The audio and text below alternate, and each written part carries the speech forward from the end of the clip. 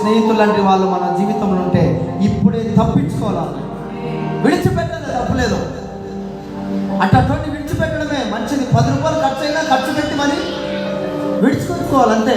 చెడు సహవాసాన్ని 10 రూపాయలు పోయినా బాధలేదు కానీ వదిలేసుకోవాలి. మంచి సహవాసాన్ని 100 రూపాయలు ఖర్చు అయినా కూడా తెచ్చుకోవాలి. స్తోత్రం చెప్పండి. హల్లెలూయా.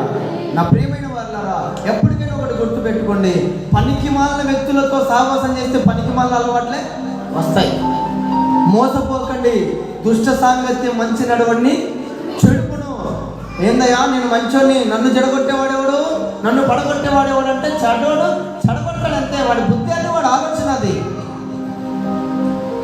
నా పక్కనే కూర్చుంటుంది కదా, నా వెనకనే కూర్చుంటుంది కదా, నా ముందే కూర్చుంటున్నాడు కదా, నా పక్కనే కూర్చుంటున్నాడు కదా, నేను అంటే ఎంత ప్రేమ, నన్ను ఎంత బాగా ఆదరిస్తారో, నన్ను ఎంత బాగా నమ్ముతారో, నన్ను ఎంత